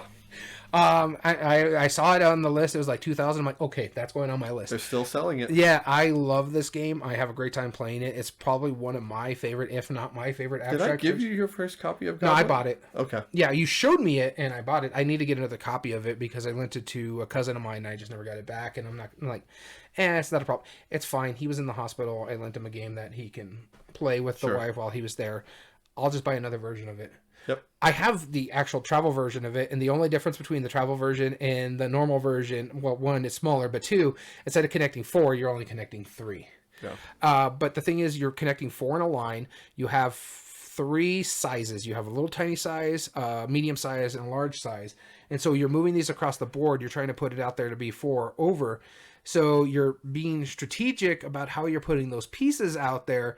Because, yeah, you can cover, but if you uncover a piece and it's your piece and it gives you the Connect 4, you instantly win. Yes. So you got to be smart of how you're covering and how you're doing things. You can cover. It's like memory match, but you're making the matches. And so it's just like, ooh, do I want to pick this piece up? Because I know his piece is under there and there's those there. So I could set himself up to cover over here. But if I go over here, that sets me up. So you have to be strategic about how you're playing it. It's like Connect 4 on steroids. It really is. Because you have to be smart of what you're doing. And I adore this game. I love this game. I need to buy myself another copy of it because that's how much I like it. This is something that needs to be staying in my collection. Cool. Yeah, good pick.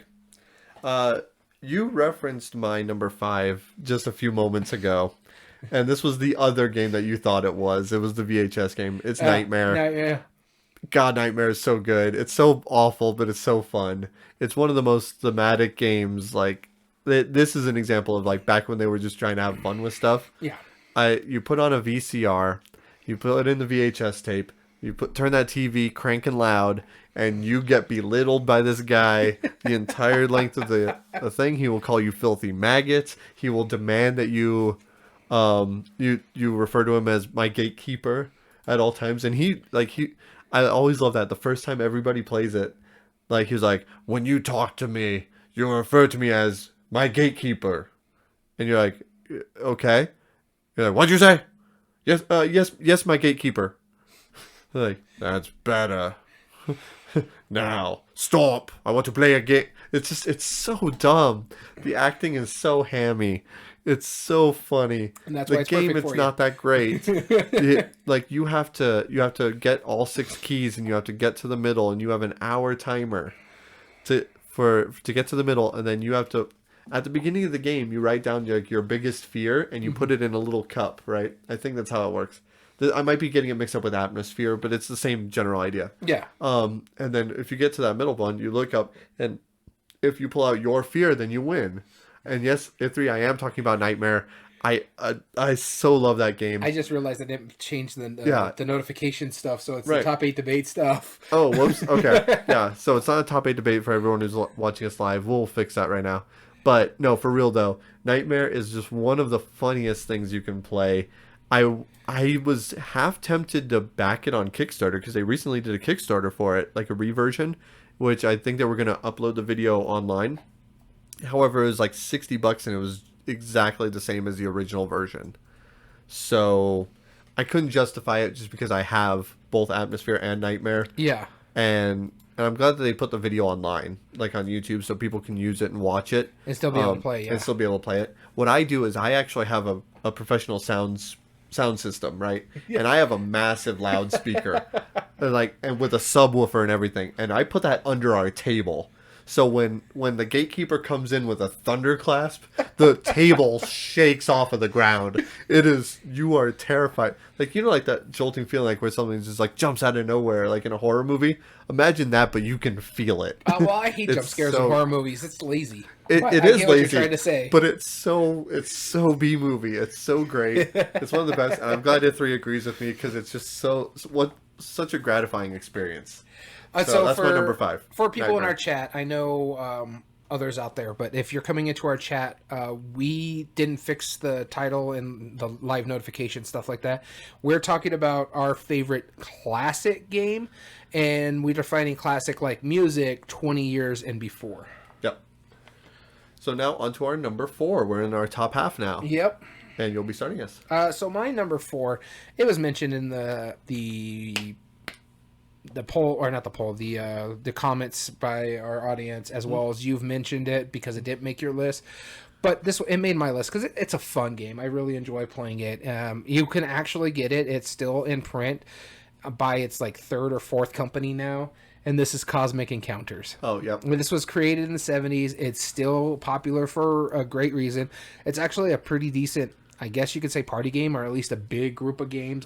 This is one of the few negotiation games, or try to go it alone, that kind of stuff. I enjoy all that aspect, trying to get into the other players' minds.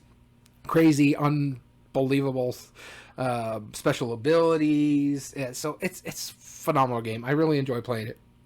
I've not won this game once, but I enjoy having a good time. In fact, one time I played this game, I was the only one that didn't win. It was like it was only that's the worst. It was a 4-player game, and all 3 of them picked on me. All 3 of them hit 20 points, and I was at 18. Yep. It's like, that's fine. Whatever. I do love that game. It's fun shenanigans. So for me, I don't want to talk about it because everybody talks about this one, but there's a reason why it's so popular, and that's Cosmic Encounters. Cool. All right. My number 4 is absolutely what I consider a classic game. It was made in the 90s. Some people, it's still in print today. It is kind of like this company's shining game. Great components, and it's just one of those games where when you play it, it's hard to believe that nobody had invented it before because it's so smart how it works. But it has one of the best twists in rules and games. And this is my pick for abstract strategy game. Do you know which one I'm talking about? It's in the GIF series, isn't it? It is not. It's not. No. I did not pick any GIF games. So in the 90s, abstract strategy? Yep. There's so many. This is in my, I think, top 20. Okay, I don't remember. Quarto. Oh, okay. Yeah. Quarto. Well, honestly, I get the GIF series and like the Q series like mixed up because there's Corridor, Quarto. Yeah, Quarto. Yeah. I call those the Q series. Yeah, exactly.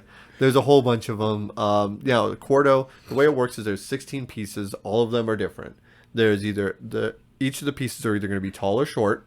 It's going to be square or circle, light or dark, or hollow or solid. Mm-hmm. This was invented by a mathematician. You have a 4x4 board. If you are the person who places down a piece that gets any one of those 8 attributes in a row, then you win. So if I put 4 dark in a row, done. If I put 4 short in a row, done. Game over. The catch is, and this is what makes this game so unbelievably brilliant in my mind, is that you don't pick the piece you place. You pick the piece your opponent places. So it's not just who first to figure it out. That would have made it not nearly as exciting.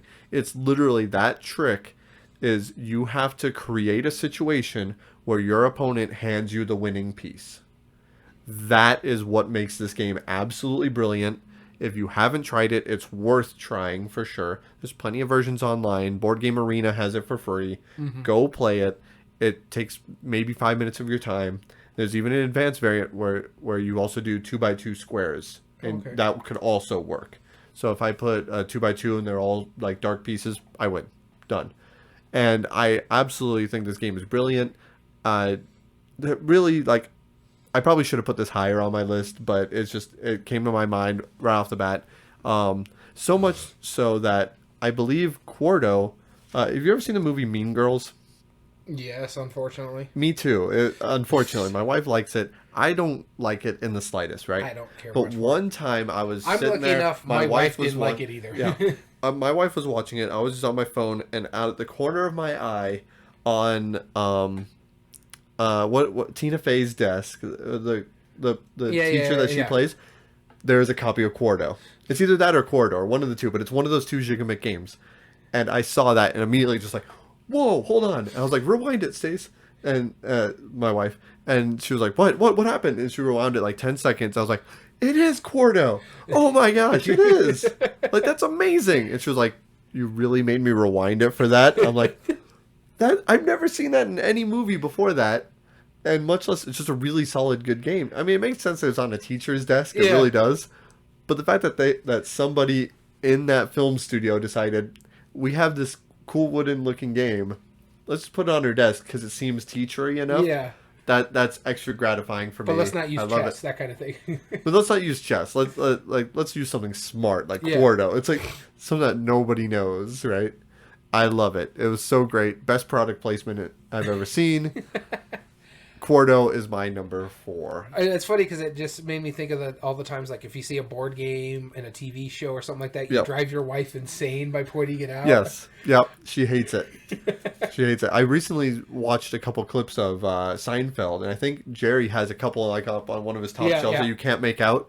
I couldn't figure out which ones it is. Big Bang Theory has like 40 different ones. Well, there's like a point where, like, if you're watching it when Howard and Bernadette move into their house, you can see Dominion in the background. No, not only in the background, you can see it on their couch end tables. Yeah. Like they put it all around. Yeah, they put like different things. You'll see Catan every now and then. I've seen Arctic Scavenger, a bunch of Rio Grande games. They actually play Catan. Yes. In the game. Uh-huh. Yeah. Or that big giant war game that North African campaign or something like that. Yeah, the campaign for North Africa. Yeah, which is absolutely a real game. It's such a niche, like, nerdy I just saw reference. some people talking about it on Board Game Revolution. Yep. No, it's really funny. All right, moving to our number 3. Number 3. Okay, so this is this game was the first thing that popped in my head. It moved to number 3 because I don't play it as much anymore. We are playing a version of it, but it's just because it takes so long, especially the classic version of this, and that's Risk. Yep. I have a lot of fond memories of this game. I played the mess out of this growing up. I had one of the game of Risk, of world domination or whatnot. Growing up, I got it as a Christmas gift, and my dad was vicious in this game. So, because recently my father passed away back last October, I keep looking at my copy of Risk down there, and it just brings up fond memories because it's something that I played a lot with my dad, with me and my brothers, and he would not take it easy on us. He would tell us, you know what, I'm not going to hold back. You guys need to figure it out. And I learned how to do the turtle in Australia strategy just to survive. Yep. And it worked. I actually was able to beat him a couple times growing up. Usually, I think it was about 10 or 11 when I was finally able to beat him for the first time. And this has been like 3 or 4 years of playing this game. But I have had fond memories of it. And I think this game has made it where I'm so blasé. Like, if I win or lose, it's fine. I just want to see what works. Yeah. It's because I had to find ways to work to keep in this game. Yeah. When I was playing with my dad. And it's stuff that I have fond memories of. And so this is the first game that come on my list. I enjoy this game. It's lucky. It's dice rolls. You got to be smart of how you're getting your troops out there and how you're going to do the fight, and then it's just all beholden to the dice roll. But I really enjoy this game, and I'm enjoying the Legacy game. We just haven't played it in a while. Yeah, it's been a few years. When we were playing it, I really enjoyed it, and you see how lucky I am in that game too. I had a nice army, and I just got walloped because of dice rolls. Yep, it happens. I dig this game. I still have a great time playing it. I enjoy a lot of it. I don't know if I would want to play, maybe if it was just you and me, like a 2-player version of it. I don't know if I want to play like a 4-player version again, like I did with my dad and my brothers. We can play that on a classic game night. Yeah. Yeah. So, but yeah, for me, this is Risk. I still enjoy this game. In fact, I have a special copy of Risk down there. It's called Mass Effect Risk. I have not played that version. I just bought it because I love Mass Effect. I don't blame you. If you wanna find one that was in the stores, if you find Risk like 2210 or something like that, that was a really fun one. Yeah, that took a lot of ideas from Risk Legacy. I actually have an original version Risk right there. Yep. Sold by you got it from me, right? Yeah, you sold it to me. Yeah, don't ask me how I got it. I knew a guy. You had like 6 copies of them. I did. I was a Risk peddler. It was really weird. You were. You sold it to me and a couple other people. Yeah, it was really weird. Anyway, it was a strange time in my life, I'm telling you. My number 3 is a game that I still play every now and then. I've been playing it for probably 20 years now. Consistently. I got into it before board gaming. Very fond memories for me. I know what it is. Magic the Gathering. Yep. Magic the Gathering. I love it. It was my first foray into like modern gaming. It would be an absolute shame for me to not put it on this list. Anybody who's listening to this podcast knows what Magic the Gathering is. Yeah. And if you don't, how? Yeah. But no, I mean, like, that's impressive if you don't. But yeah, there's millions of other people who are going to talk about it. It had to be my number 3 for sure. I don't disagree with you on that. That's the same reason why Risk got into my number 3. Right. Like, I remember I was playing Magic the Gathering in 2001. Like, I was playing it when games are barely meeting this criteria. Like, I've been playing it for more than 20 years. So, I mean, that says it right there. So, Magic the Gathering, my number 3. All right, moving on to our number 2s. Number 2. Starting with me. My number 2 is a game that you refuse to put on your list, even though you love this game, but you don't consider it a classic. This is actually my favorite game of this designer, and I've played quite a few of the games, and I like them. And all I got to say is beans. My number 2 is Bonanza. I adore this game. It's a fun game. I got to get a version for myself. I just haven't got around to do it. 25th anniversary is out right now. That's what I'm going to go grab. But it's such a fun game. You're basically just wheeling and dealing, trying to get your beans farm planted. You're also can't move your cards, so you're like, hey, I can give you these 2 beans for whatever your soybeans or something like that, for I can put them out here in my garden and plant them. And so it's phenomenal. You're doing like this wheel and deal. No, don't give them that, and you got to keep your card order the same. I just love the shenanigans of this game. My wife's not a fan. I know your wife is okay with it. Yeah, she's tolerant of it. Yeah, my wife is barely tolerant of it. But like, if she's like, I don't have to play it, I'm not going to play it. And it's just more because of the wheeling, dealing, being loud and stuff like that. That's not who she is. But yeah, every time I play this game, I enjoy the mess out of it. We were talking about it. This is a game that shouldn't be as fun as it is. Yeah. It doesn't deserve to be this fun, but it is. Right. No, this is, I think, Uwe Rosenberg's best design still. Yep. Like, and I think he's an amazing designer. What he does is phenomenal and smart. But every phase of this game pushes you to push your luck a little bit more. Yep. Like, just by, like, you have to play 1, but maybe 2 cards from your hand. Yeah. Okay. Then you get 2 that you wheel and deal. Okay. That you could hopefully get some good stuff. Then you draw 3 cards to the back of your hand. You're going to see what's coming up in the back of your hand. Like, if only I can push it for just a few more turns, I can make it this far. I just need to get these up here. And then finally, after all of that, you could sell if you want. Yeah. You know, it's like, here's your offer. No, it's so smart. It's so shenanigan based. And the thing is, we've played a lot of Uwe Rosenberg games. Yes. Some of his big games are great. Agricola, Carcassonne, or not Carcassonne, Caverna, Patchwork. Well, Patchwork is a smaller game. Yeah, what is the other one? Le Havre. Those are all great games. His simple bean farming card game is still my favorite. I love Patchwork too. Patchwork is another good one. Yep. But this Bonanza, man, I have a blast every time I play it. Yeah. Now, I haven't played it a lot. I've only played about 3 or 4 times. But I've enjoyed every play of it because 1, I don't own a copy, and 2, someone doesn't like it in this house. Yeah. So when you end up buying your copy on one of our game nights when we're winding down, let's throw it out. Yep. Because we all like it. My number 2 it's a game from the 70s, and it was recently remade. I have the original title, but either way, and by recently remade, I want to say about 7 or 8 years ago it was remade, and then now it's no longer in print again. Was it remade by Restoration? No, it was remade by Yellow. Around the World in 80 Days? Yep. Tortoise and Hare. Yeah. Oh, yeah. The first Spiel des Jahres winner. This game's neat. I mean, it's really weird. All you're trying to do is make it around the board. Didn't it just get a deluxe edition reprint recently? I don't know. Maybe. I haven't heard about it, but if it does, I believe it. Because what you're trying to do... you showed it to the Gamehead Geek. He has that version of it. We played the higher balloon one. Yeah, Around the World in 80 Days. Yeah. Yep. Yeah, because the original's Tortoise and Hare, then the remake, the fancy version, is Around the World in 80 Days. But yeah, all you're trying to do is make it around the board. Oh, so Tortoise and Hare exact count. Yeah, Tortoise and Hare is the original one. Oh, okay. And yeah, it's really neat how it works. Basically, you can either spend a bunch of your carrots in the Tortoise and Hare to move forward, or you can move backwards a number of spots to get more money or carrots. You have to plan them out really efficiently because you have to actually make your move very specific. It's neat how it works. I don't have a good way to describe it. It doesn't make sense on how it works. I get what you're trying to say. But there is a lot of really nifty thought put into it. It's one of those games where you could be incredibly strategic and play it.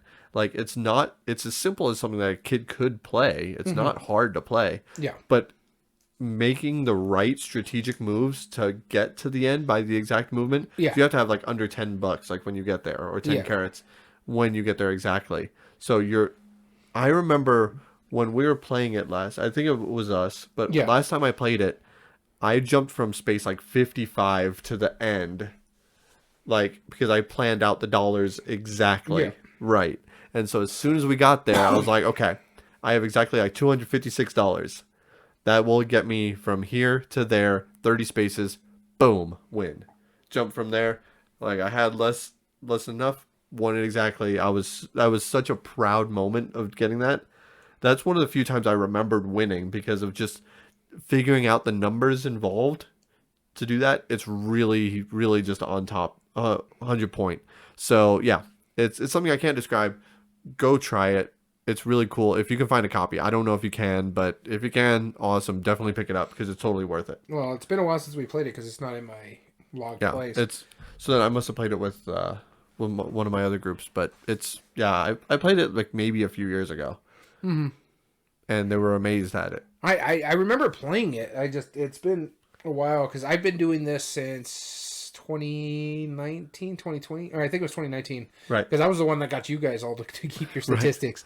Yeah, that's true. So Early 2019. I do enjoy it. I see. When you said yellow, I thought they did the tortoise and hare version of it because of the. I was thinking the storybook series. Right, because they made the storybook game. Yeah. That was hare and tortoise. Hare and tortoise. That's why I was getting them mixed up. Yep. I do have to say, Around the World in 80 Days is a great book, and the game's great too. Sure. You know, I've never read the book. I have read 20,000 Leagues. Jules and I like Verne, that one a lot. As a classic book writer, Jules Verne is one of my favorites. Really? Yeah. Would it be worth listening to Around the World in 80 Days? Oh yeah. Yeah. Oh, yeah. Because I liked 20,000 Leagues, but I also like aquatic. Leagues. Yeah. I like aquatic themes a lot. 20,000 Leagues is his best book in my opinion. I love that book. I really enjoy it. But I Around the World in 80 Days is really good too. How's Journey to the Center of the Earth compared to those? Journey to the Center is up there. I like that one too. Okay. Mind you, I've read them. I don't know. I've never listened to the audio versions of it, so it just depends on the narrator. Yeah. But yeah, Journey to the Center of the Earth, I enjoyed. I've enjoyed 10,000 Leagues Under the Sea. That's like my favorite. Or 20,000 Leagues. Is it 10,000 or 20? 20. Yeah. I like that one. I just get the numbers mixed up. But yeah, I have enjoyed most of the Jules Verne books I've read. Cool. I think those are the main three. Yeah, those are the main three. Yeah, and I've only listened to 20,000 Leagues. But I did like it. All right, moving on to our number ones. I don't even need my list anymore.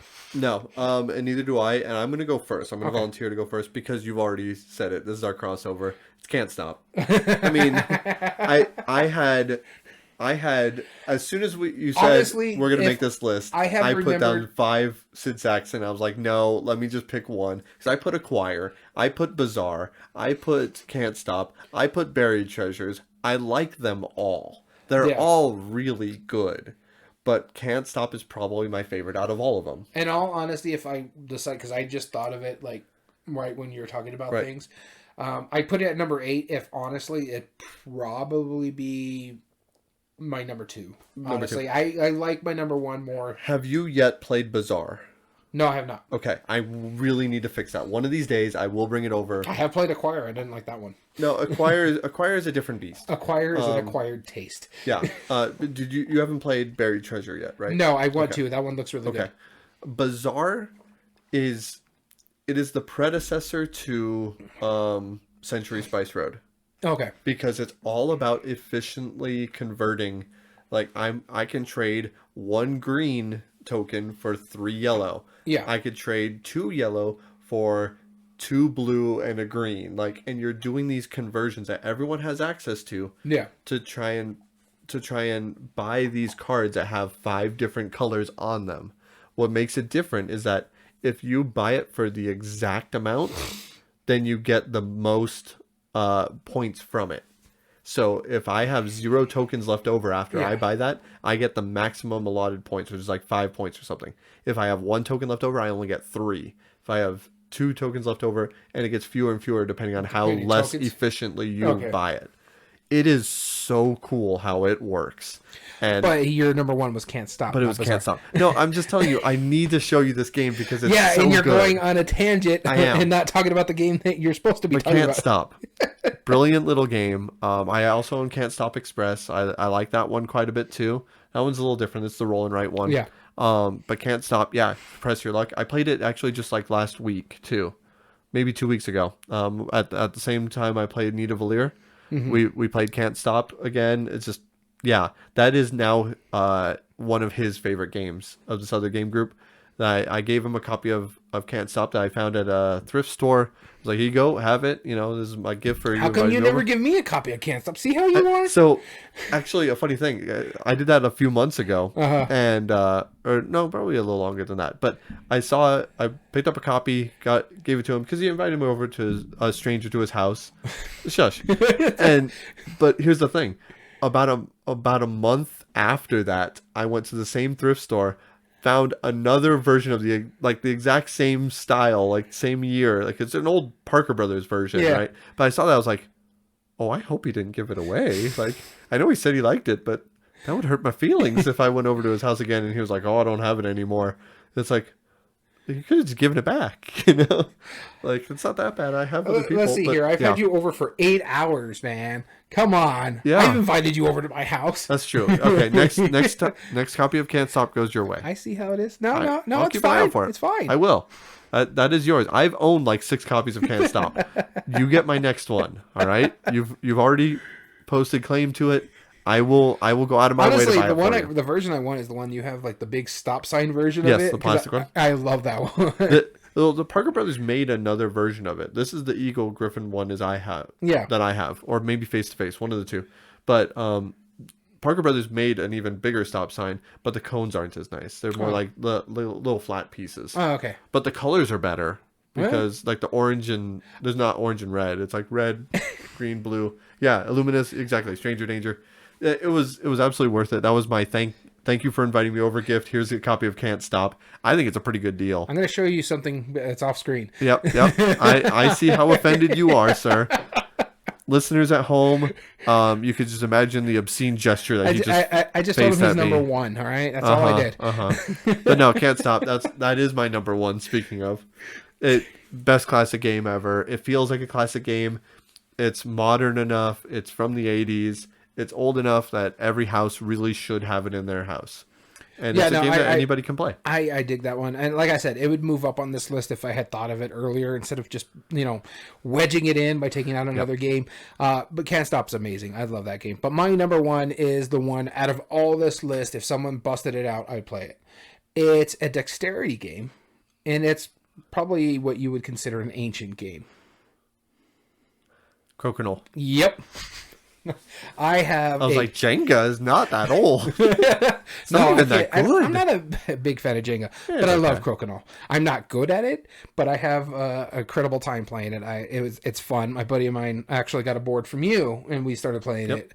And we played the mess out of it. I want to get a board just for myself, but honestly, I have nowhere to keep it. Yeah, that's why I got rid of mine. Yeah, it's just they're so big. I would want to be able to find a way where I could just hang it on the wall there or something like that when I'm not using it, because I adore this game. I'm not, like I said, I've never been very good at dexterity games, but I want to get better at this one. And we were talking about earlier that I saw a version kind of like it. What was it called? Come on, or yeah, Karen. That seemed pretty cool. It's basically a cross between Crokinole and Pool that I was like, oh, okay, that looks pretty cool. But Crokinole is by far one of my favorite classic ancient games, whatever you want to call it, because it's simple. You're just trying to get your pieces. You gotta, and if you get into the center, you get like 20 points or something like that. But you're also, there's that rule is where when you're flicking your piece, you have to make connection with an opponent's piece, correct? So you have to make that connection off an opponent's piece. You can't bounce it off yours.